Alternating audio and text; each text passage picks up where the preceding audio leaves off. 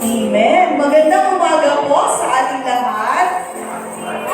Good morning. Nabati na po ba natin yung mga katabi natin? Siguro po yung nasa kaliwa, batiin na ng good morning. Yung nasa kanan, magandang umaga.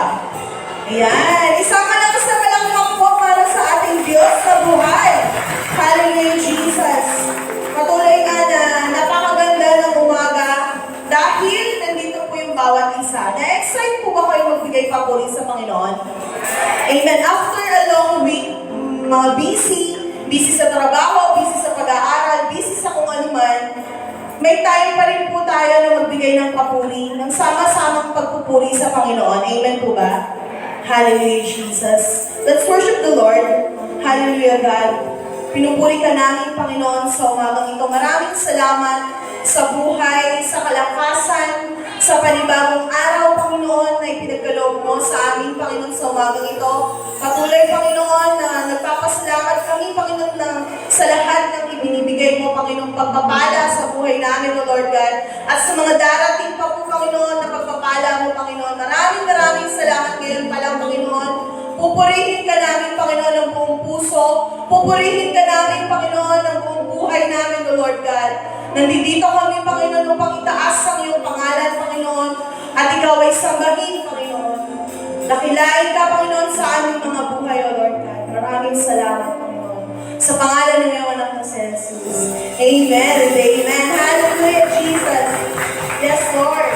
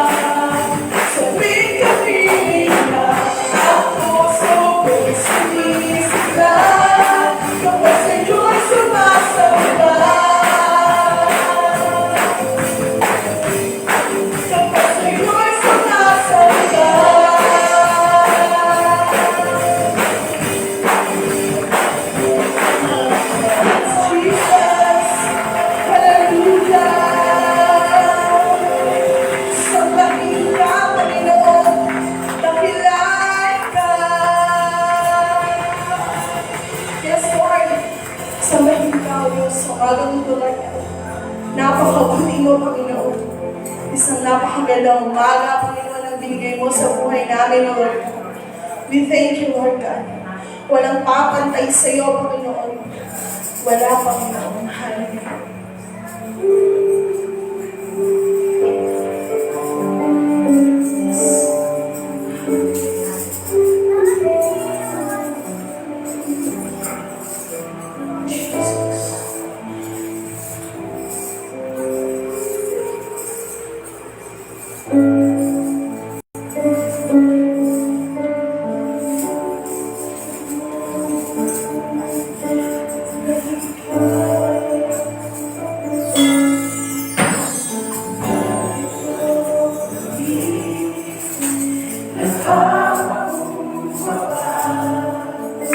Sumasamba sa isang Diyos.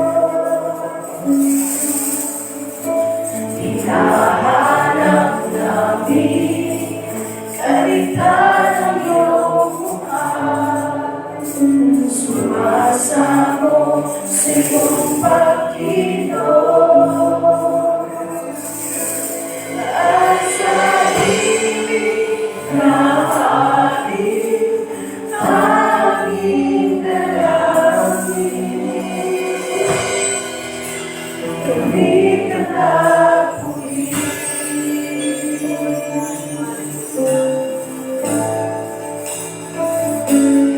Ibalas mo sa amin ang iyong kapangyarihan. Ibalas mo sa amin ang iyong kaluwalhatian. Hanggang ang aming kaluluwa'y mapuspos ng lubusan, at sa aming kalagitnaan bumaba ang kalangitan. Dakila ang iyong ngalan. Gawin po natin itong panalangin sa ating mga buhay.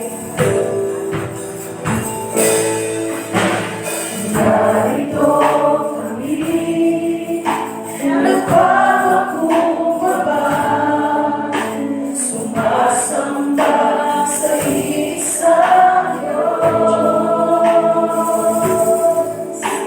Hinahanap namin karitan ng iyong mukha. Sumasamo sa iyong Panginoon. At sa himig na aming tanging dalangin, kami katapuin.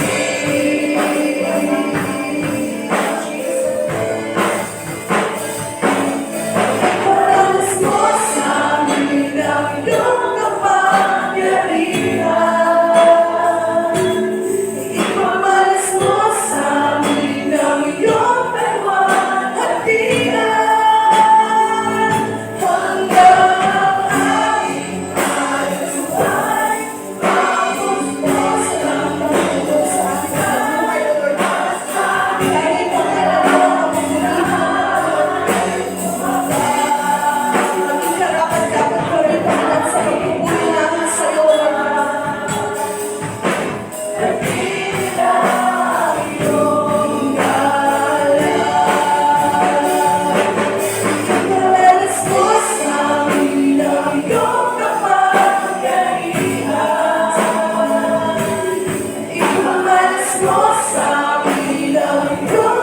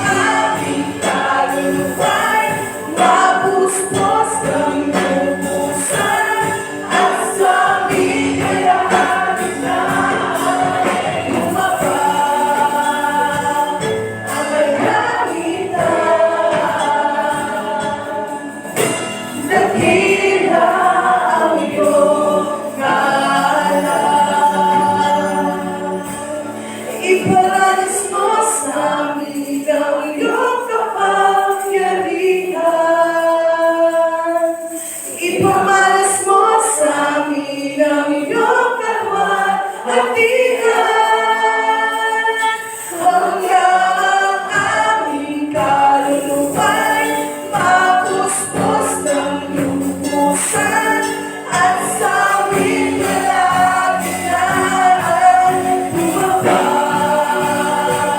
ang kalangitan.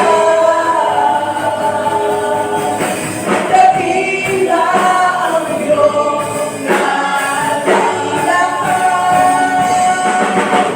dakila ang iyong ikaw ay dakila.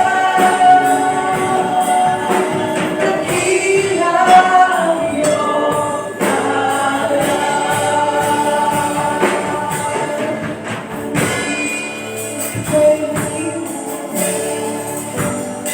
lahat mo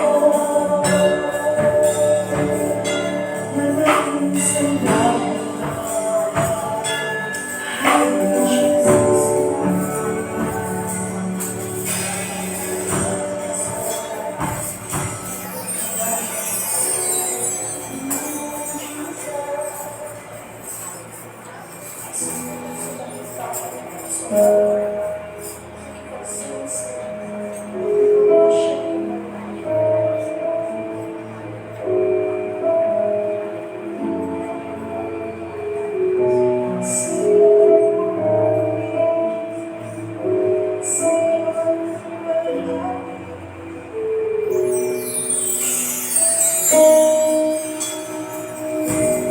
Mayroon lamang akong saripong buhay, hindi makakain, lahat sa'yo'y ibigay. Ngayon pumasakit, nag-iisang alay, ilalakay bawat saglit upang ibigin ka nang walang humpay. Kung mayroon lamang akong saripong buhay, hindi ko kakain, lahat sa'yo'y ibigay. Ngayon pamasakin, nag-iisang taglay, ilalaan bawat saglit upang ibigin ka nang walang humpay. Kaya ng dagat na hindi napapagal sa pag-alon, puso ko ay sa'yo nagmamahal. Sa habang panahon, natatanging kayamanan ko, ikaw ay sumagin. Wagas na pagsitan, iyong bibig, kalapit na mapigil. Kaya ng dagat na hindi napapagal sa pag-alon, puso ko ay sa'yo nagmamahal. Sa habang panahon, natatanging kayamanan ko, ikaw ay sumagin. Wagas na pagsitan, iyong bibig, kalapit na mapigil.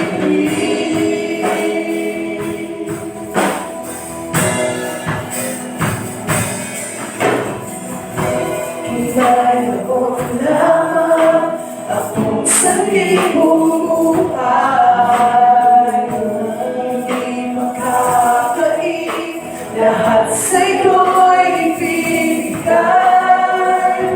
Ngayon pamasakin, nag-iisang taglay, ilalaan bawat saglit upang ibigin ka nang walang humpay.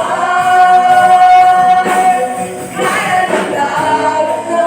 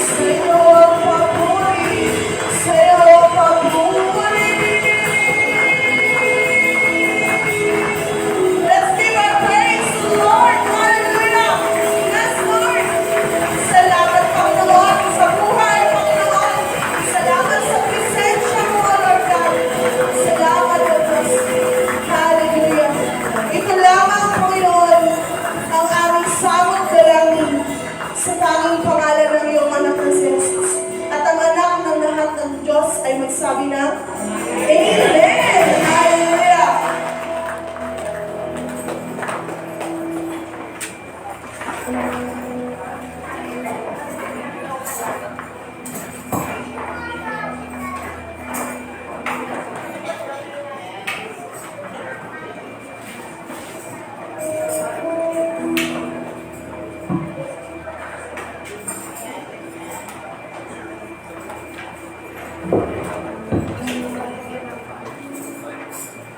Praise the Lord.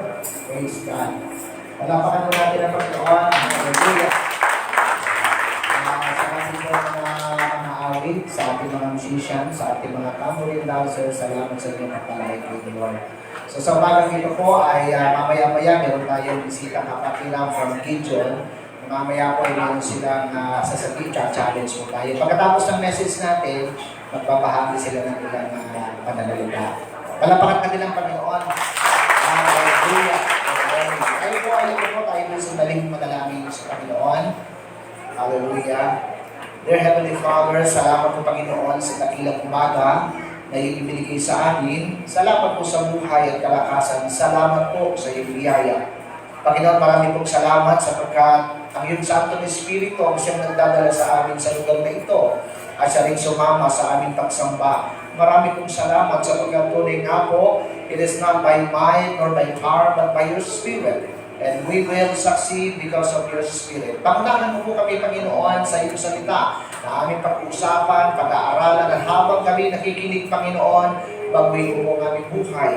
Mahalaga po sa amin, Panginoon, at inaasahan mo na kapag natapos namin makinig, ito po ay aming i-apply sa aming buhay. Maraming pong salamat, Panginoon. Purihin po kayo sa pangalan ni Jesus.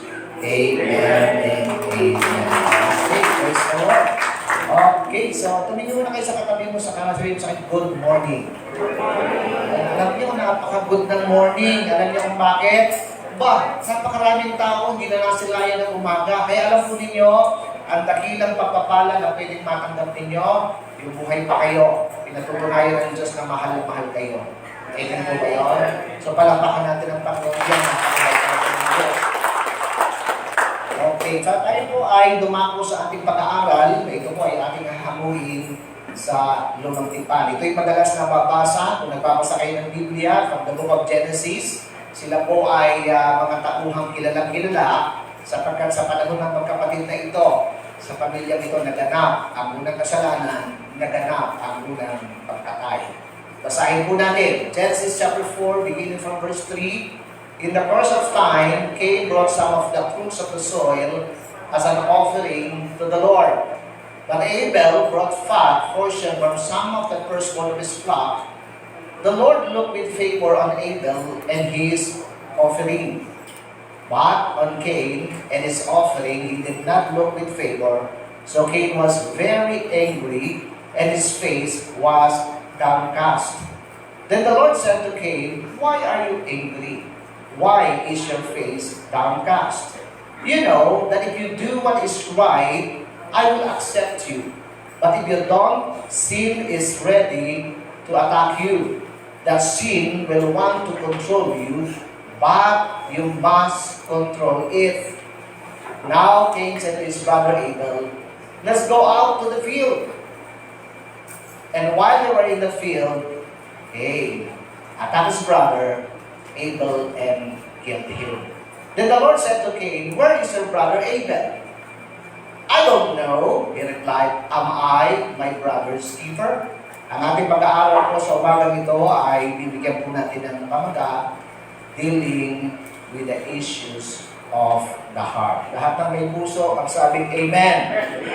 Ayan. Alam po natin mga kapatid, mahalaga po yung puso natin. Alam niyo, isang malungkot na katotohanan dito sa ating binasa, first family ito, nilikha ng Diyos sa wamis niya. Nagkamali ang magulang, kaya ang mga magulang siguro tinuro sa mga anak na lumayo sa pagkakamali. Pero dahil nga, nakita ho natin ang pagkakamali at pagkakasala ay dumaloy, at nakita ho natin yung unang kasalanan at pagpatay din na nangyari, ang dahilan, inggit. Amen po ba yan? Ang dahilan, nag-o-offering kay Lord sila, pareho sila nag-o-offer. Yung isa, dahil hindi ko alam kung kambal sila. Ang sabi ng ibang mga scholar, kambal yung magkapatid na yan. Ang sabi naman ng iba, magkasunod lang. So, hindi natin problema kung magsunod o kambal, basta magkapatid. So, itong sa Cain, nahilig siya saan? Sa pagtatanim sa bukid. So, ang tawag sa kanyang farmer. Gulay, prutas, yan ang kanyang hilig gawin. Ito naman kapatid niyang si Abel, anong trabaho? Tagapag-alaga ng mga hayop ng tupa at yun ang kanyang kinagiliwan. At dumating yung time sa ating binasa, sila po'y parehong nagandog sa Panginoon, nauna si Cain, sumunod si Abel. Si Cain, ang inihandog niya, bunga ng kanyang bukirin na inani. Pero sabi ng verse sa Bible, hindi natuwa ang Diyos sa handog niya. Mamaya, malaman natin kung bakit. Pero si Abel, inanugdan yung kanyang inihandog sapagkat, anong inihandog niya? May buhay, tupa, kambing, tapos mataba pa. Tumingin ka sa katabi mo, mataba. Mahilig ang Diyos sa mataba. Kaya yung matataba rito, huwag kang malungkot. Mahilig ang Diyos sa mataba. Amen? Kinuha yung pinakamataba, the best part eh. Ngayon, dealing with the issues of the heart. Tingnan po natin, kaya pala, ang sabi ng banal na kasulatan sa Proverbs, chapter 4, verse 23, guard your heart with all diligence, for out of it springs the issues of life. So bakit ito, titignan po natin yung symptoms ng sakit sa puso, spiritually speaking, at kung ano ba yung gamot para ito po ay magawin natin. Okay, so sabihin natin issues of life. Marami mga pang ito katotohanan. Have you noticed how some people have always an issue? Di ba nangyayari mo pa yun? Minsan meron tayong tinatawag na issue at work, issues with friends, sa mga kapitbahay, sa mga kaklase, sa eskwelahan, even issues inside the church. Nangyayari po ang lahat ng yan. Ano ho? So, kaya ho, nais ng Panginoon na ito po ay masolusyonan. Ano ho? Kaya nga po, sabi nga, their week is not complete without conflict, anger, offense, or misunderstanding. Kaya marami mga tao nagkakaroon ng pagkatalo, pag-aaway, linggo-linggo, kasi may mga bagay, na maliliit naman bagay, hindi na pinalalampas, maging sa simbahan. Ano ho? Kaya ho, makikita natin, hindi ho isang nagkataon lamang na sabihin ni Lord sa atin, love your kapatiran, love your neighbor, love your enemy. Kasi kapag nawala ang love sa atin, kahit nag-church ka, kahit magaling kang mag-awit, mag-preach, pero yung puso may purong-puro ng hinanakit at galit at inggit, palagay ko, paglapit natin kay Lord magharapan, sasabihin ni Lord, hindi kita kilala. Amen? Alam natin sa banal na kasulatan, lahat tayo haharap sa Diyos. Ngunit, ang basihan ng Diyos ay hindi yung husay mo lamang sa pangangaral, hindi yung husay mo lamang sa ministry, kundi kamusta na ang puso mo. Amen po ba yun? Sabi ka sa katabi mo, sabi mo, kamusta na ang puso mo? Amen? Kasi ang pinag-uusapan, di lamang magkapatid, mag-asawa, nag-aaway, nagtatalo, magkasama simbahan, magkakaibigan, nagkakandak, nasisira, sapagkat mayroong conflict, mayroong namumuo. At alam naman po natin, dayan po ay nagsisimula saan? Sa puso. Amen? Pati yung panlalamig ng tao, yung pagkawala sa simbahan, hindi nang nabigyan dahil bigla na lamang nagising isang araw ayaw na magsimba. May pinagdahilan. Amen ba yun? Bakit hindi napansin, bakit hindi nakamayan, o hindi nangidian ang kapatiran, kaya ayaw na yan, hindi nangingitian. Hindi ako nangiti, hindi man ako binabalikan ng ngiti, hindi patak sa church na walang ginawa kundi ngumiti. Pero hanggang may tao ang simbahan, mayroon conflict. Amen? Kahit anong iwas mo sa kasalanan o sa sakit, magkakaroon ka niyan. Pero may gamot. Amen po ba yun? Pag-aaralan natin, idadiagnose po natin ang sarili nating puso at pagkatapos sa alamin natin ano ba ang reseta ng doktor sa atin, ni Lord sa atin. Ayan, kaya nga sabi dyan, if we do not fix the heart quickly, ano mangyayari? Kaya kapag tahimik ka, dinidibdib mo, ano mangyayari? Isang araw sasabog ka, parang bulog ka na, patay kung patay, walang pakialam. Di ba? Kasi kaya hindi maganda yung masyado kang tahimik, dinidibdib mo. Kailangan sabihin mo rin. Amen? Siyempre, una kay Lord mo sasabihin. Kaya naman sinasabi ng Matthew 5:23, So, what if you are offering your gift at the altar and remember that someone has something against you? Anong sabi po ng verse sumunod? Ang sinabi, leave your gift there and go make peace with that person and come and offer your gift. Hindi mas importante, o sabi na, importante yung offering, importante yung tithes ko, importante, pero ang pinaka-importante yung relationship. Amen po ba yun? Kapag ang relasyon natin ay hindi maganda, kahit marami kang ginagawa, ang lahat ng yan ay pagsasayang. Kaya sabi ni Pablo, kung meron kang pag-ibig, o meron kang ministry sa 1 Corinthians 13, di ba? Ano sabi doon? Wala. Kasi ang mahalaga, pag-ibig, relationship. Kaya iwasan po natin na yung relationship natin ay magkaroon ng lamang o magkalama, higiaga tayo ng tulong kay Lord. Amen po ba yun? Huwag nating palalimin, baka lumala yan. Kaya mahalaga, may mga doktor, nagpapacheck up ka. Hindi pang may masakit sa hindi, kaya kong tiisin ito. Hindi mo pinapacheck up, tiis ka ng tiis, pagpacheck, pagkatingin mo sa doktor, sabihin, sorry, last stage ka na, may cancer ka, mamamatay ka na. Kasi may naramdaman ka na, tiniis mo pa eh. Kailangan sabihin natin kay Lord, una, maayos po yan. Okay, so ang lesson na ito is not meant to condemn you or put you to shame. Ayaw ni Lord na i-condemn na tayo. Hindi tayo inuusgan ng Diyos, hindi tayo ipinapahiya ng Diyos. Pero katotohanan, lahat po tayo ay kinakausap ng Diyos. Amen po ba yun? Lahat po tayo may puso. Lahat po tayo nasasaktan. Kung hindi ka nasasaktan, pusong bato ka. Amen ba yun? Hindi kalooban ng Diyos, ang tao may pusong bato. Ang puso ng Diyos, pusong laman na nasasaktan at marunong lumapit sa Diyos na nagbibigay ng kagalingan sa pusong nasasaktan. Amen po ba yun? Kaya pala, hindi tayo lahat binigyan ng tinata 100% na kalakasan. Meron tayong kahinaan. At sa kahinaan na yan, doon tayo lalapit sa Diyos. Amen po ba yun? Naging si Pablo, nanalangin sa Lord, sabi niya, Lord, pakialis mo nga ito. 3 times, sinabi niya yung kanyang weaknesses, pero sabi ni Lord, di ko tatanggalin niya. Bakit naman? Kasi pag wala ka ng kahinaan, di mayabang ka na, hindi mo na ako kailangan, hindi ka nakakabahan, lagi ka na lang natitiwala sa sarili mong nalalaman. Kaya nga, pag may nagsishare sa atin sa harapan, Pastor, parang hindi ako makatayo. Hindi humiga ka. Nahihiya ako. Mas maganda yung nahihiya. Kinakabahan ako.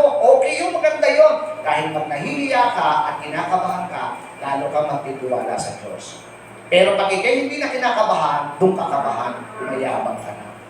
Amen po ba yun?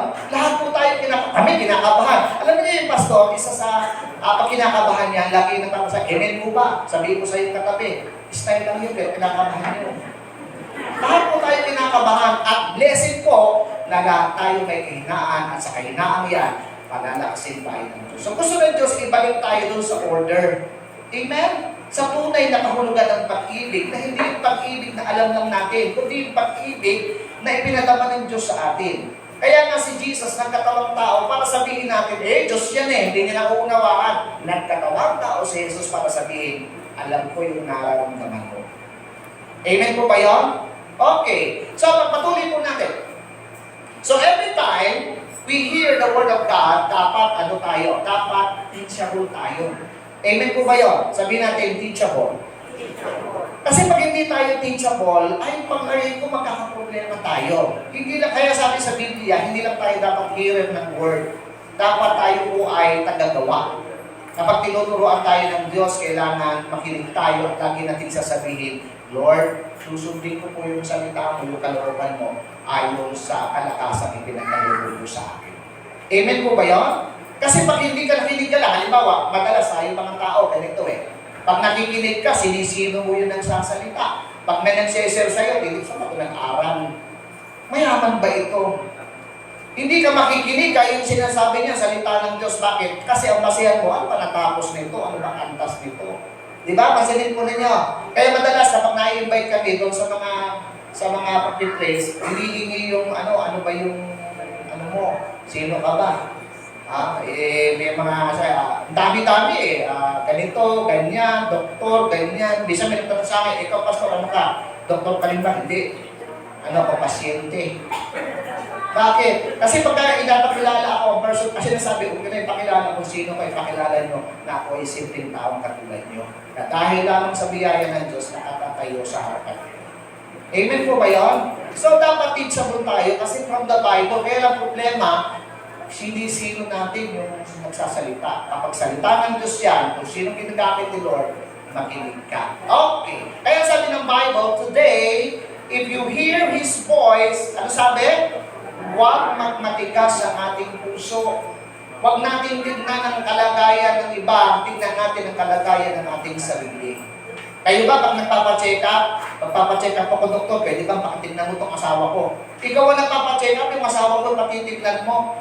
Para yung tatay ko nabubuhay pa. Pag papacheck up, yung nanay ko, sabi mo, ikaw may sakit, ako sabihin ako ba? Ganun ba? Kailangan na iihi mo na rin ako para siya hindi na ma-check up. Pero siya may sakit. Kaya marami hindi gumadali kasi dinidinay yung katotohanan siya may problema. So lahat po tayo, kailangan natin makinig sa Panginoon. Okay. So, meron tayong symptoms na pag-aaralan, mga sintomas. Kapag nakita natin, naramdaman natin ang sintomas na ito, may problema tayo.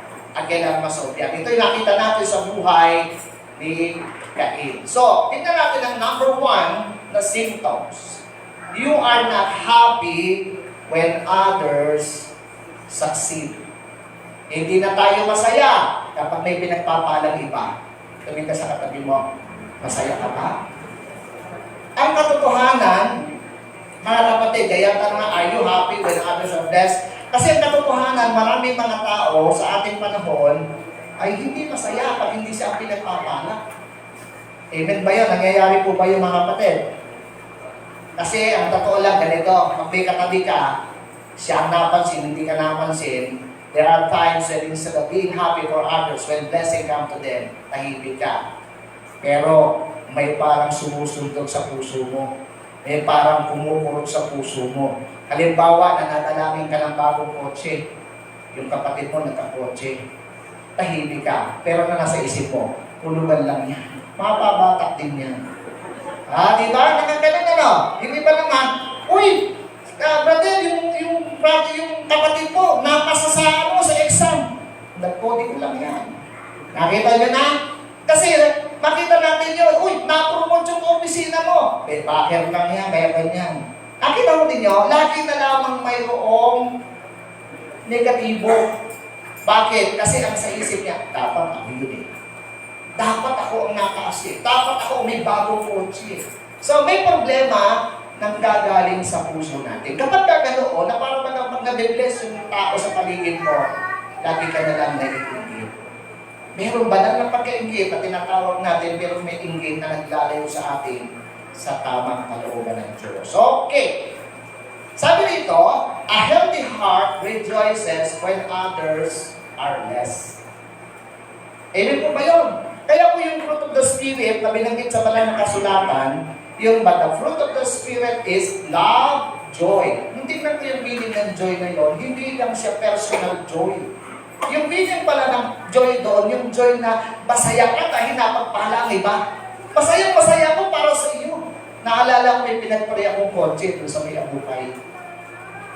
Pinagpray ko yung may-ari, pero yung kasintahan pa lamang ng may-ari, ang iyak ng iyak. Bakit? Tuwang-tuwa ako para sa kanya. Para baka siya may kotse. Para siya may-ari ng kotse. Kasi nagagal ako para sa kanya. Yun po yung joy. Pero pag hindi natin naranasan niya, nakatahimik tayo, parang sinasabi mo, dapat hindi siya, dapat.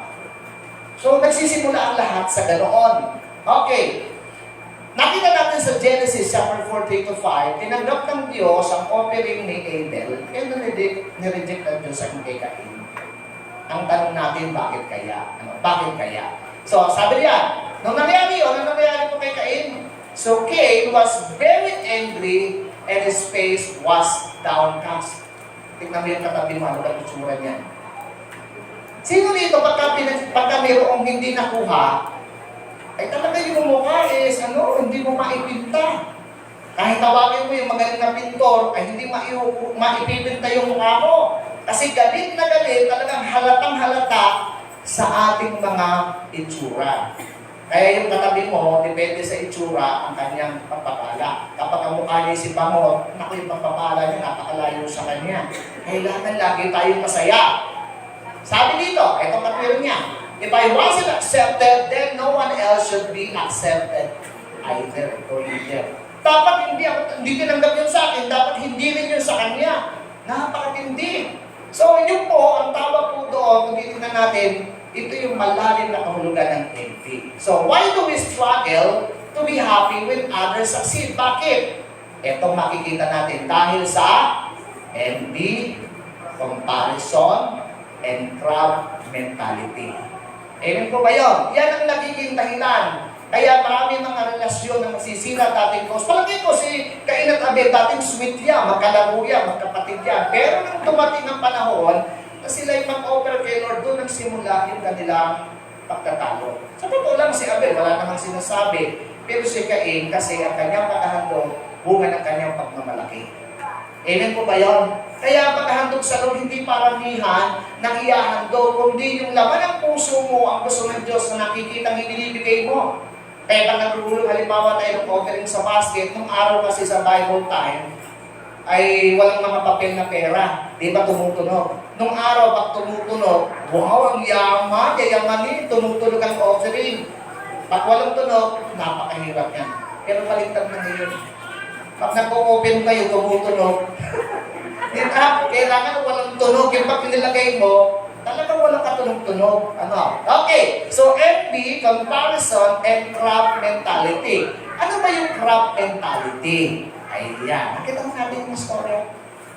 Yan. Crab mentality is a line of thinking best described as if I can't have it, neither or neither can you.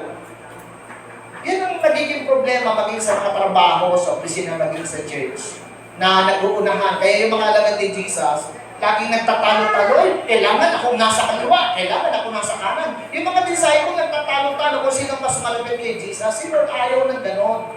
Nung tawagin niya mga alagad, lahat kayo mahal ko. Amen po ba yun? Lahat tayo anak ng Diyos. Ngayon, meron akong nabasa na kwento, meron daw kong isang lalaki na nagbebenta ng alimasa o talangka. Okay. Meron siyang 2 buckets. Ang isa may takip, ang isa ay wala. Ngayon yung namimili, nagtanong siya, bakit yung isa may takip, yung isa wala? Sumagot po, yun ang titignan. Ang sabi niya, he said, oh, that bucket has Christian crabs. Kristiyano, oo. When one crab climbs up, the others help it. So I need to cover it so they won't escape. Nagtutulungan kasi yan. Kaya, kailangan takpan mo. Ayun ang problema. Ay, yung isa, selfish crab yan. Bakit? Kapag nakikita mo akit yung isa, hindi siya papayag, kailangan mauna ko sa'yo. Kung di ka mauna, walang makakakit. Dito tayo lahat. Nakita mo niya? Alam po niyo yung original na kwento niya, yung isa, foreign, yung bang stateside na crabs, yung isa Filipino crabs. Pero paano naman, pag ginawa natin Filipino crabs, binago ko, ginawa ko selfish crabs. At Christian yung isa.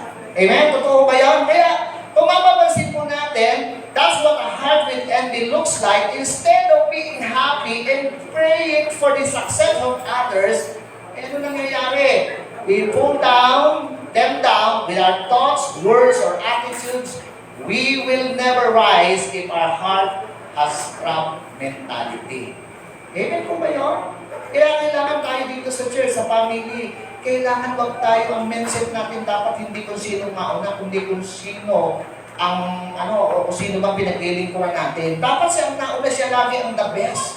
Amen po ba yan? Dapat walang paligsahan. Dapat walang kompetisyon sa paglilingkod. Ang paglilingkod dapat paglilingkod dahil mahal mo, pinaglilingkuran mo.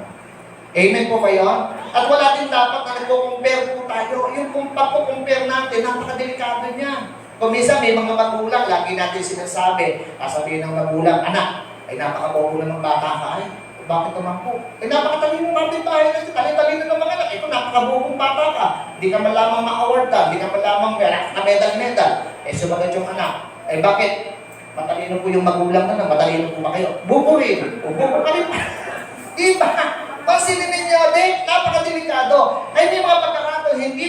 makikita yung ganda mo kasi nakikita mo yung ganda ng iba. Kaya naiinggit ka. Amen po ba yun? Tumingin ka sa katabi mo, sabi mo kapatid, ang itsurang yan, ikaw lang ang binigyan. O, palapakan natin si Lord yan. Kaya, mayaman sila.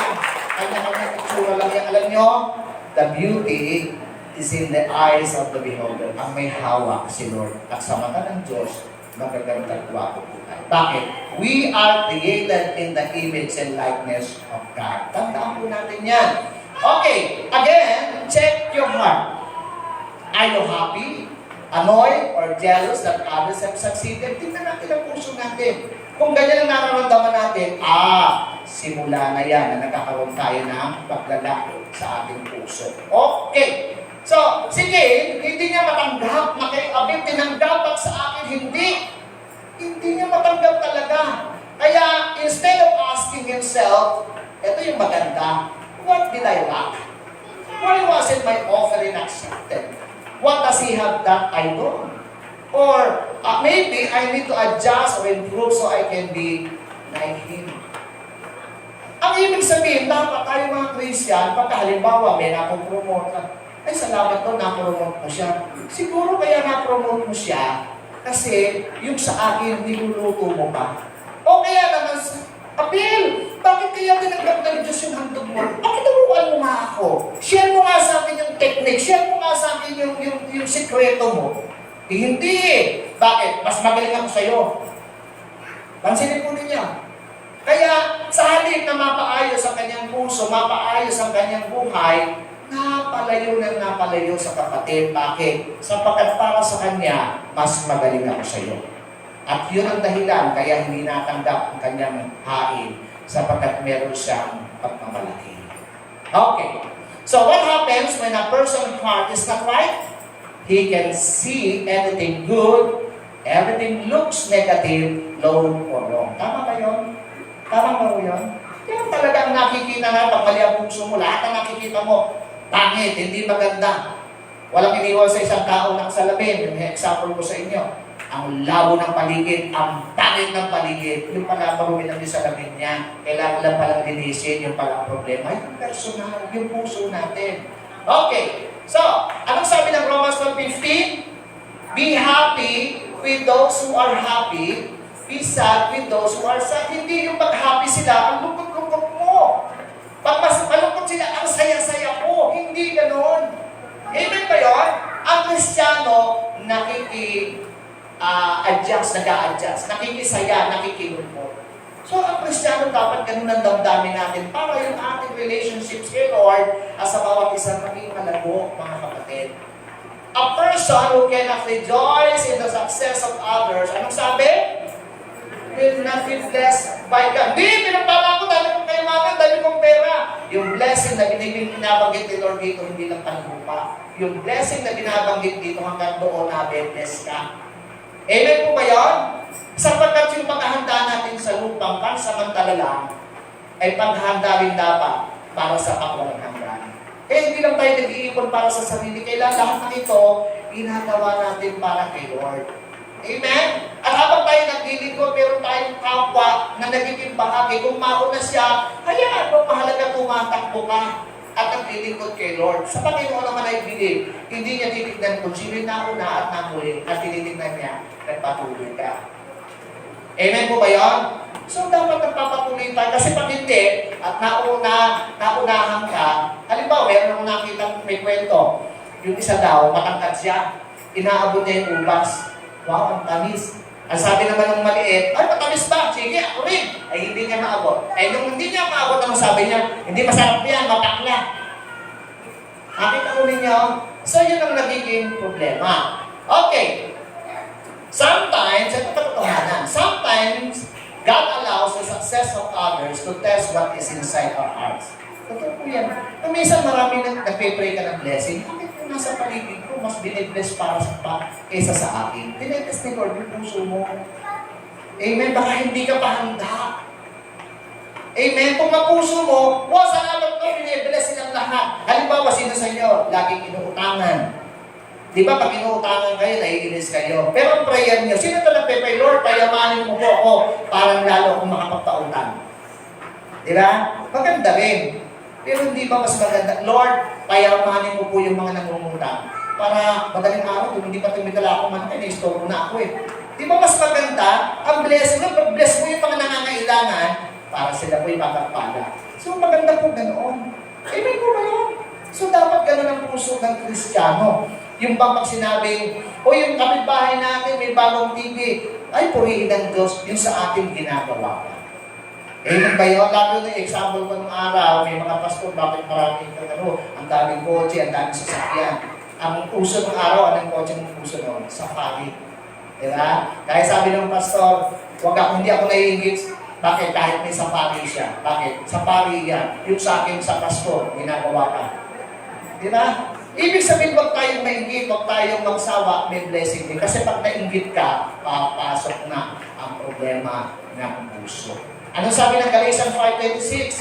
Let us not become vainglorious and self-conceited, competitive and challenging and provoking and irritating to one another, envying and being jealous of one another. So simple Tagalog, ganito pagkasabi, huwag tayong maging mayabang o mataas ang tingin sa sarili, huwag tayong makipagmataasan, makipaghabunan o mainggit sa isa't isa. Tandaan po natin, ang tunay na masaya, yung masaya para sa iba. Ano sabi ng Philippians 2 verse 3? Don't be jealous or proud, but be humble and consider others more important than yourselves. Alam po niyo yung taong healthy ang puso? Yung bang ang nasa isip niya kapakanan ng iba. Hindi po ba yun? Dapat tayong Christian ganon. Yung bang ang nasa isip natin, hindi lagi yung sarili, yung iba, nakakain na ba yung iba? Di ba madalas tayo pag nagpapakain yung iba sa atin, sinong pinauuna natin? Yung bisita, kumain na kayo, kumain na kayo. Pag hindi kayo kumakain pa, pag-usog kayo, masaya na ako. Wow, tama ko ba yun? Pero ngayon, hindi na masyadong uso. Yung mauusang ka. Nakuusap ako ng shadow ngayon. Kapag pumila ka na rin, kaya ako, pumipila na rin ako eh. Di ba kayo Domi, pag-send mo na nga ako. Bakit? Eh kapag gano'n ka, mauusap ka. Ang point doon, kailangan yung kapwa mo, nasa isip mo, bubusugin kita. At kapag busog ka, binubusog kita ni Lord. Okay. Pangalawa, you are always angry. Kami ka sa katabi mo, sabi mo sa kanya, lagi ka bang galit? Oh. May mga tao, alam po ninyo, a person, tandaan natin, ang isang tao, with a heart issue, is easily angered.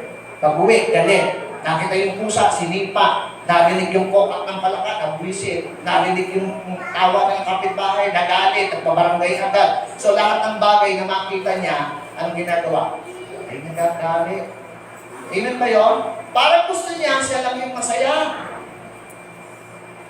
Amen ba yun? Hindi mo masaya pag ikaw lang ang masaya. Ako po personally, alam ng misis ko, hindi ako masaya pag ako lang. Gusto ko maraming tao. Gusto ko maraming kakwentuhan. Gusto ko maraming kausap. Kasi ayaw kong nag-iisa. Kasi ang Bible man ay nagsabi, two are better than one. Amen ba yun? Yung makati ang likod mo, wala man lamang kakamot. Eh maganda may tagahamot ka, tagamasahe, iba yung meron kang kasama. Kaya alam po ninyo, may mga tao, walang makasundo kasi lagi isang galit. Amen ba yun? Kayo, pasinin po ninyo. Pag may mga tao kayong lagi, alam nyo, laging galit, masarap ang kausap. Hindi, di ba? Bakit? Lahat, ganda naman yan. Magtatanong ka lang, galit na agad. Ay, kumain ka na ba? Huwag mo matanongin, kumain ka kung gusto mo. Mga ganun mo ba? Oy, bakit ka lang dumating? Bakit? Ano pakailan mo? Kanya-kanya mo yan. may mga ganyan kung tatanungin mo lang, kumain na ba yung aso? Buti ba yung aso, tinanong ko ako, di ba kumakain, di mo natanong-tanong. Galit agad. Di ba? Anong ulam? Maghanap ang ng ulam, wala kang binibigay. Pansinin ninyo, ay may problema ang puso niya, may problema. Ano ho? Ay natanong lang naman, ay gano'n na. Okay, magpatuloy natin. So sa Genesis chapter 4, verse 5 to 6, ang sabi diyan, hindi maipinta yung mukha ni Cain. Kaya ang tanong sa kanya ito, why are you angry? Why is your face downcast? Sino rito, pagka kinagagalitan, masaya ka? Di ba pag pinagsasabihan mo, ba't ganyan ang mukha mo? Ano yung tsura? Di ba? Di ba ngayon nakita ko din, nakakita mo kayo nakakalito, nakatawa pa. Pag nakatawa yun, binubwisit ka lang. Okay, so ibig sabihin, makikita ho natin dito na halata madalas sa mukha ng tao pag galit at masaya, pag malungkot. Kaya, hindi, ganito lang dapat. Pero dapat, mapag-aaralan natin kasi kung ano naman ang pulo mo, nakikita din sa itsura mo. Pag-aralan. Amen po ba yun? Pag-aralan po natin, maging masaya. Sabi ng James 1:20, human anger does not produce the righteousness God desires. Hindi mo matutuwa ang Diyos diyan kasi ayaw nga niya yan, yung problema ng ganyan. Okay, so, sino sa inyo merong kettle na ganito? Sino merong ganyan? Yung tumutunog ka. Ha? Di ba tumutunog ka? Meron kami yan eh. Diba? Meron kami yan, nagpunta kami ng kurong, nakalimutan ko. Hindi mo namin nakiwi. So, bakit kumukulo? Bakit tumutunog yung takwe? Ha? Bakit tumutunog? Ito yan. Do you know why a kettle starts making noise and releasing steam when the water boils? Etong sagot, because it's too hot inside. Mainit yung loob. May problema sa loob. Kaya, nag-iingay yung bibig. Amen ba yun? Nag-iingay. Kaya minsan may mga asawa, sabi nila may mga asawa daw, lagi na lang nagsasalita. Bakit kayo nagsasalita ng ganito? Kung minsan dapat marunong ka rin makinig kasi may nakalimutan ka birthday, marunong ka rin kaluhan. Hindi ka wala nag-uwi ng kahit ano, inuwi mo, tinig sa dibdib. Siyempre, dapat marunong din tayo makiramdam. Kaya minsan, yung ingay daw ng bibig, may ibig sabihin. Pero di sabi nag-usapan natin, pag may problema ang puso, inilalabas ng bibig, talagang mainit. Ano ho? Yan ang tawag yan, hot-tempered person. Ako, napakahirap niyan. Yung pagtatanungin mo lang, kung magsalit, akala mo, mag-aaway na kayo. So the problem isn't the noise of the kettle. The real problem is the heat inside. May init. Ano? That's why we need to cool our hearts in the presence of God. Yan kailangan lagi tayo lumalapit sa Diyos sapagkat siya ang nagpapanganig ng pusong nag-iinit. Eh, hindi sapat yung tatahimik ka lang. Tikim-kimin ko to. Titiisin ko to. What? May pagkakataan kayong labas na kay Lord dyan unang-una. Sabihin mo at kung sa tao, medyo meron kang hindi, kausapin mo in a very nice way. Siyempre, hindi naman yung may kasama kang kita. Habang nag-uusap kayo, tatakot siya. Kausapin mo, ano po, dear? Galit ako sa'yo. Ayan. O bakit naman? Hindi naman niya pala alam kasi ganito, ganyan. Yung magkakadawa, hindi yung nagagalit ka, hindi mo nakikita yung dahilan. Bakit kaya? Hindi kayo nag-uusap eh. Hindi naman tayo mga nababasa yung isip ng tao. Di ba? May mga tao talaga na hindi mo kayang basahin ang sa salita. Kailangan tignan mo yung ginagawa. Amen po ba yan? Kaya mahirap kapag lagi tayo tahimik, may problema, kailangan nagsasalita. So, eto nga, some people always angry, tinatanong natin, galit ka ba? Ano sagot? Hindi ako galit. Bakit ganyan ang mukha mo? Kanya lang alam mukha mo. Pero kung papansin natin mga kapatid, hindi galit, pero nakikita natin sa tono ng boses na meron ng digmaan o meron ng bagyo sa loob niya. Amen? Nangyayari mo ba yan? So, yan po yung mga problema. Kaya sabi sa Luke 9:54, pansinin niyo yung mga alagad kay Jesus. Buti na lang, hindi binigyan ni Lord ng literal na kapangyarihan sa panahon na yun. Pag nagagalit, tignan niyo sinasabi, Lord, gusto mo magpababa na kami ng apoy, mamatay na lahat yan. But Jesus turned and rebuked them. May alagad si Lord. Panginoon, mananaga na po kami. At tinagaan na isa sa kanila ang alipin ng pinakapulong sa sertote at nagigpas sa panantayin niyo. Sino binalaga? Ay si Pedro. Ha? Sabi ni Jesus, huwag niyo hayaan niyo sila. Sino yung bumunot ng taba? Si Simon Pedro. Di ba, may mga pagkakataon sa buhay natin, mabilis tayo mag-desisyon. Yun ba mga Kristiyano, Panginoon, mananaga na po. Anong klaseng Kristiyano to, mananaga? Di ba sinin ninyo?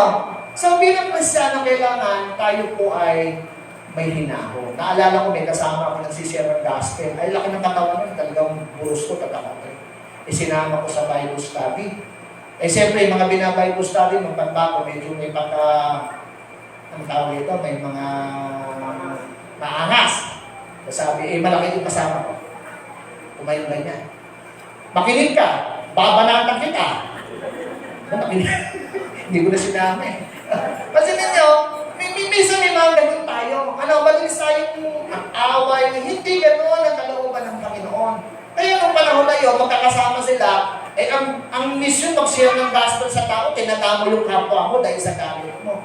Kailangan meron tayong temper kasi nagsimula sa puso. Naipon sa loob ni Pedro yung galit sa mga tao. Ginagawa ko na ng mabuti, ginagawa ko ng masama. Kaya si Pedro, magkamali lang kayo, iakay kayo sa akin. Nagsimula sa puso. Amen po ba yun? Kaya titignan natin ang ating mga puso, mga kapatid. People who are always angry become easy victim of the enemy. Totoo po yan. Anger opens a door for Satan's to work. Binubuksan natin yung pintuan ng puso natin. Gumagawa ang kaaway sa buhay natin.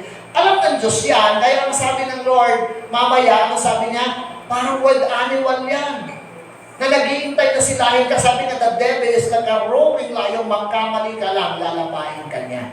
So, sabi niya ay ganito. Sabi ni God, sin, sabi ni Cain, is ready to attack you. That sin will want to control you. Nakita niyo yung paalala? Iwasan mo na yung ganito. Huwag ka nang mahilig sa taba. Huwag ka nang mahilig sa chicharon. Mapapahama ka niyan. Hindi na may maintenance naman ako. Kahit na. Di pa sila ng tao. Pag sinabihan ng, minsan sabihin ng doktor, imbis na matuwa ka, naiinis ka sa doktor. Kaya nagbabago ka na. Ng kinakain. Hindi, nagbago ka ng doktor. Ayoko na sa'yo, laging bawal. Magbabago nga ako ng Diyos. Minsan ganun tayo. Ayoko na sa church na gusto ko sa ibang church. Hindi ganun. Kahit sa kayo pumunta ng church, may problem talaga. Si Lord ang lapitan. Kaya ang sabi ni God, but you must control it. Nakita niyo si Lord? Laging may paalala. Kontrolin natin, mga kapatid. Pangatlo, you plan to harm and destroy others. Eto na. Pag hindi mo na-control yan, ang susunod yan, gaganti ka. Amen ba yun?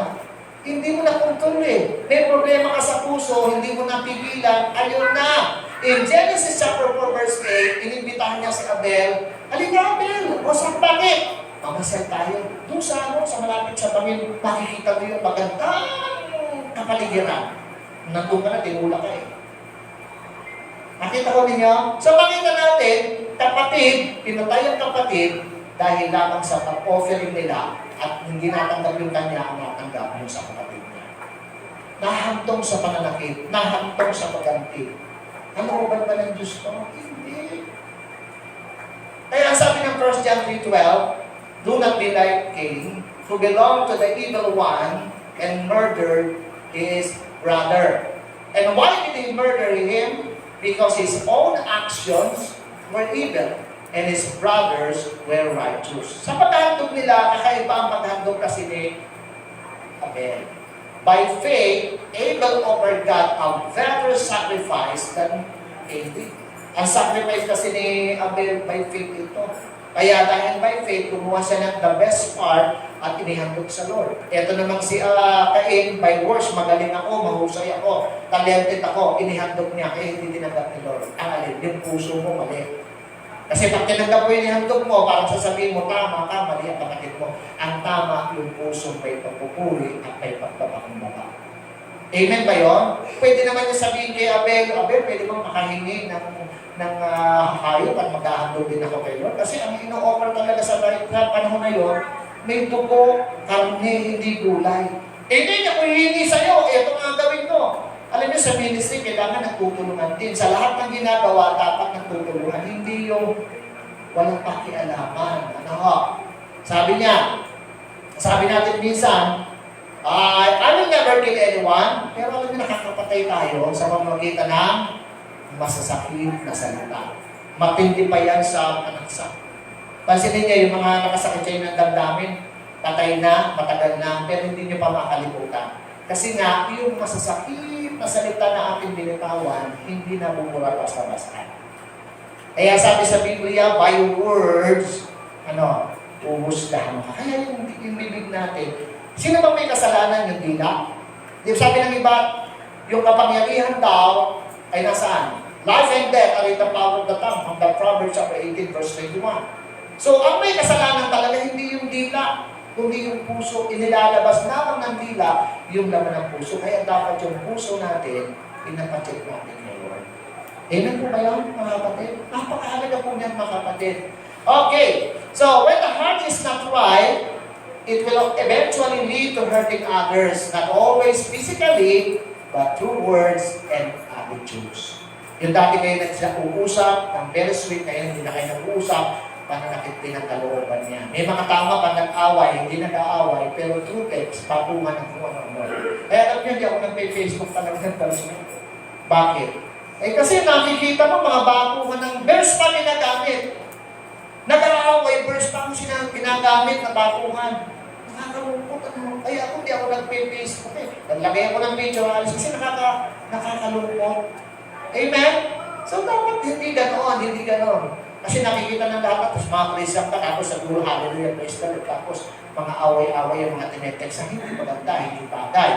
So, a wounded heart wounds others. Kapag sugatan talaga ang puso mo at hindi nagamot, makakasugat ka din ng iba. Naalala kayo isang tatay na nabasag yung baso. Inawakan niya, and then tumusok sa kamay niya. Nasakit ito, mga kapatid.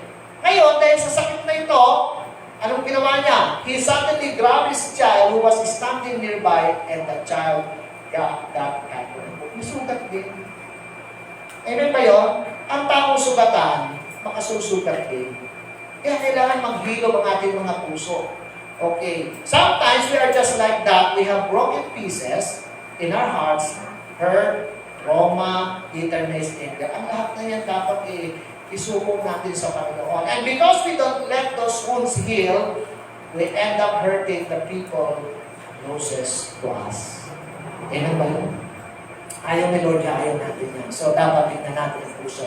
So, we don't mean to, but it shows up in our tone, in our words, and in our action. Kaya makita natin yung usapan ni Lord sa ni Cain. That's why it's so important to let God heal the broken parts inside us so we don't keep passing the hurt to others. Kaya kung minsan nagalit ka, buong pamilya mo, galit na doon sa pinagalitan mo eh. Ubusan na ng lahi. Kaya sa church, pag nagtali yung isang miyembro ng pamilya, ay palagay ko buong pamilya aalis sa kakadamay-damay na. Bakit? Ganun kasi. Kaya dapat pag ikaw ay nagkaroon ng hindi maayos. Amen ba yun? Huwag natin hayaan lumala kasi nakadadamay at nakakahawa ng iba. If we frequently hurt people to words, tone, action, there is already a heart problem. Pang-apat, you no longer care about others. Wala ka nang pakialam sa iba. Amen? Yun ang problema, wala ka nang pakialam, no concern, no compassion. Kahit maging sa church, pagka nagsisimba tayo sa church, dapat may concern lang tayo, may compassion tayo. Dapat pag pupunta tayo ng church, ano yung concern natin? Una, siyempre si Lord, mapapuri ang masamba. At ano pa? Makita ko't maka-fellowship ko yung mga kapatiran. Ang maraming mga miyembro ng church, hindi sa atin sa iba siguro, pagdating ng church. Upuan ko yan, uupuan yan. Nalagyan agad ng yan. Diba? Yung mga ganun ba? Kaya alam po niyo, paglingkod ka ni Lord, tayo anak ng Diyos, sige, upo kayo, upo. Ikaw yung magsasacrifice para sa iba.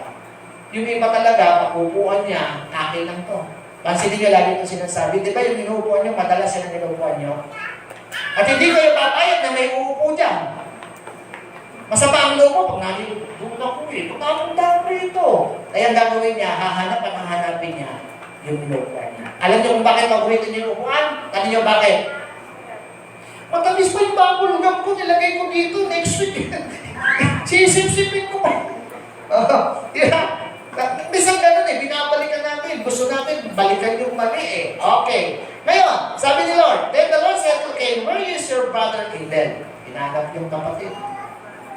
Ngayon, ang sabi niya, well, I don't know, he replied, am I my brother's keeper? Ano na mapansinin niyo?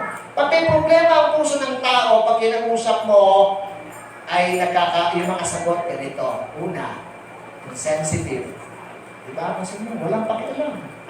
Ay, nasa simbahan, ito makalim ko. Ako may tagapagalagan niya, hindi may pareho ng bahay. Tingnan mo yung katabi mo.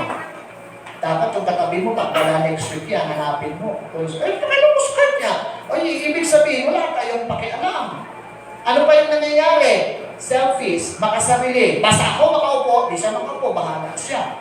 Yung pag nagiging makasarili, ano pa? Disrespectful. Nakalimutan niya, kausap niya si Lord. Kung sumagot, pabalagbak eh. Nasaan ka ba't mo sabi? May nanay ko! Meron ba kayong kilalang tao, pag kinakausap mo, kung sumagot, pabalat ba? Eh, may tinatanong ka lang naman. Uy, nasa si brother. Eh, hanapin mo. Mga ganun ba? Nangyayari mo ba yun? Nangyayari? Nangyayari. So, dapat hindi ganun. Ano pa? Yung careless to speak in a rude tone. Nakakalimutan niya Diyos ang kausap. Minsan sa church, ganun din. Kaya dapat pag nakikipag-usap tayo, may puso. Hindi basta masabi mo yung gusto mo. Ano sabi ng Luke 6:45? What people say with their mouths come from what fills their hearts. Amen? Kapag sinasabi ng bibig mo, sa totoo lang, galing talaga sa puso mo yan eh. Lilitaw at lilitaw yan. Yan ka kasi. A father asks, meron daw isang ama, kinausap yung anak. Anak!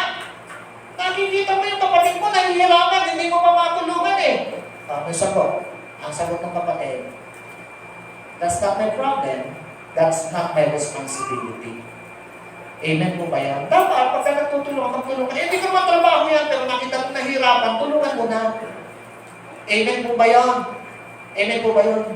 Halimbawa, meron ka nakitang basura sa daan, dito, uy, pulutin mo. Eh, ba't mo pulutin? Hindi mo dyan ito. Ganun ba yun? Amen ba yun? So, hindi dapat ganun. So, ibig sabihin, kung concern ka sa paligid, concern ka bilang Kristiyano, lahat ng bagay na kaya mong gawin at itulong natin. Sa magkakapatid, minsan naghihilian sa pagbubugas. Uy, nabugas na ako kahapon, ikaw naman ngayon. Hindi ko duty mo ngayon. Ganun ba? Ay, minsan, may manghugasin ng plato para mong prosesyon sa mano. Ang haba-haba na. Bakit? Kasi nahilian ng magkakapatid. Yung magkakapatid na nagtutulungan, kahit hindi ikaw nakasay, nakita ng marinig. Linisin mo na. Dumating ka ng malinis, alisan ko ng malinis. Dumating ka ng marumi, alisan ko ng malinis, linisin mo na. Amen ba yun? So, dapat ganun ang Kristiyan. Palapakan natin si Lord, tinutulungan tayo ng Diyos na magkaroon ng magaling Kristiyan. Hindi lang yung pagkanta sa church, hindi yung pagsisimba, kundi yung asal at ugali. Yung relasyon sa Diyos ay mahalaga at nakikita yan kung anong relasyon mo sa kapwa mo. Ang sabi ng mga Christian, I don't need to pray for them, I don't need to check on them, I don't need to get involved. Sino ito nagpipray para sa iba? Dapat pa nagpipray tayo, huwag lang natin ipanalangin yung personal natin. No, dalayan ko tatay ko, nanay ko, kuya ko, ate ko, biyanan ko. Yung biyanan ko, bahala na kayo sa kanya. Ganyan ba? Eh, paano naman yung iba? Kaya dapat nagpipray ka. Amen? Pag nagpray ko, no, masunog pong bahay namin, kapit-bahay, kahit di ba na masunog, sunog ka rin. Eh, nagpipray tayo sa Pilipinas, namimigay tayo ng Bible. Misa sinasabi na, binabasa ba nila? Basta mahalaga, ginagawa yung ministry mo. Sino nang kumikilos? Ang mahalaga, yung puso ng gumagawa. At kapag nakita ng Diyos na ginagawa mo yun, at dahil mahal mo siya, yung ginagawa mo siya na nagpapatubo mo. Hindi tayo Savior, si Lord lang. Pero dahil nakita niya, ang sipat mo, nagsasabi sa iba, at ang Lord ang bahala magpatubo mo. Amen po ba yun? Huwag tayo magsasawa sa pagka, huwag tayong taingit, huwag tayong magselo. But a truly healthy heart cares. Dapat ganun tayo. Dapat. Sabi, am I my brother's keeper? Ang sagot, yes. As Christian, dapat we care. And number 5, last, sa ating symptoms, your heart becomes far from the Lord. Totoo yan. Pag nagkaroon ng problema, una, pangalawa, pangatlo, pangapat, panglima, malalayo ka na sa Diyos. Amen? Kaya sabi ng Bible sa Genesis 4:16, so Cain went out from the presence of the Lord. Sabi, ano ka pa rito? Kung hindi ka malapit sa puso mo, hindi tayo magkasundo, lalayo ka sa Diyos. Hindi ang Diyos ang lumayo sa Kanya, kundi siya ang lumayo sa Diyos. Nagpayo ang Diyos, kontrolin mo yung galit mo, hindi niya sinunod. So, sino ang nagkamali? Siya. Pero napakabait ng Diyos sapagkat tayo yung nasa panunang biyaya niya. Ano? Okay. Sino may cellphone? Taas ang kamay. Lahat ng may cellphone, taas ang kamay. Lahat ng walang cellphone, baba ang kamay. Yung may cellphone na walang cellphone pala, taas ang kamay, walang cellphone. Bigyan ng cellphone yan. Okay. Ano na yung cellphone natin kahit fully charged yan, nalolobat din yan. Amen ba yun? Kaya lagi natin katabi ang mga charger, lagi tayong bumibili pa tayo ng power bank. When a phone is far from its charger, the battery slowly runs out. Not suddenly, little by little, until it finally shuts down. Amen ba yun? Unti-unti po yan. Kaya ako, Yan po ang nangyayari. That's what happened to the heart when it drifts away from God. Napapalayo tayo sa Lord. Hindi biglaan, kundi dahil mayroon kang mga problema, hindi mo pinansin, may mga bawal na ginawa mo, papalayo ka ng papalayo. Halimbawa, hindi na tayo nagdadasal. Hindi na tayo nagpipray. Sino rito nagpipray? Oh, dapat nagpipray. Hindi na nagbabasa ng Bible. Pag pupunta ng church, hindi na excited. Dapat pag pupunta ka ng church, excited ka. Sabado pa lang, praise the Lord, linggo na bukas. Hindi yung pagdating na linggo, pansinin niya, pagdating na linggo, wala, alam na, sino ba ako na linggo? Ako na, nag-aaway pa sa CR, iisa lang kasi. Yung iba ka, dapat na, Sabado pa lang, prepare na. Ako, Vincent, Biyernes na ako naliligo eh. Advance. Yung toothbrush naman, hindi, last month ako, nag-toothbrush na ako, advance ako, hindi, gano'n. Ang kwento niya, excited ka. Yung pagdalawa, praise the Lord, gusto kong mahauna sa church, gusto kong makapagpuri, pagdating ko ng church, pananalangin ako agad, kakamustahin mo yung kapatiran. Hindi yung pagdating mo ng church. Yan, dami cellphone mo. Maglalaro ka lang ano. Dadating yung mga kapatiran, ganun din. Dapat pag nasa church, hello, kamusta na? Dapat ganun tayo eh. Okay, nag-ubak na tayo ng Bible eh. Okay, nagkakamustahan na, kamusta na pare? Ano ba nga, hindi yung pag-cellphone, hindi parang self-righteous ka kasi nasa church ka na, nagaganyan ka pa. Ang focus mo, laki Lord, ang focus mo. Kasi matagal mag-start, mag-cellphone na ako. Dapat na, bago mag-start, nagdadasal ko eh. Para kahit hindi pa nag-umpisa, sabihin ni Lord, hindi pa nag-umpisa. Yun, papapalain ko na yun. Bakit? Ang agang dumating, nagdadasal. Amen ba yun? So, kailangan ganun po tayo mga Christian. Okay, little by little until the fire in the heart fades away. Yan ang malungkot, namamagayan ko. So, you can be physically present in church and yet your heart is far away. Kaya ang sabi ng Bible, though these people honor me with their lips, but their hearts are far from me. You are physically present but mentally absent. Nangyayari mo ba yun? Nandito ka sa church, nakatingin ka, pero ano nang laman ng isip mo? Ha? Minsan di pa tapos nakikinig pa. Mama, mag-jollibee tayo sa pagkakas. Iniisip ko ako nag-orderin natin, pero nag-aaral pa ng salita ng Diyos. Ito sa mga baryo, minsan pag napapahaba yung preaching, sana matapos na si pastor. Bakit? Dilugan na naman nakikira sa atin. Kasi doon sa kapwa, po Iglesia ng Cristo, nauubos ang ulo na tinda ni Aling Tekla. Kaya magmadali tayo, magpakas ko na. May nga sa church, pero nasa isip yung labas. Pero hindi kayo yun. Iba lang. Mga taga-China. Okay. Si King Saul, nakita nyo. Si King Saul, halimbawa natin, hindi masaya. Nung si David ay pinagpapala, anong pinagplanuhan niya patayin? Kaya kung babasahin natin yan, nagtagumpay si David. Siyempre dapat si King Saul matuwa. Natuwa ba si Saul? Hindi siya natuwa. Anong sabi dyan? Nung pauwi na si Saul, kasama si David, yung mga babae ng lugar, ng taos, naglabasan. Nagsayawan, nagkantahan pa. Si King Saul, yabang na, talagang kinakantahan ako. Yung palang ginawang lyrics, eto.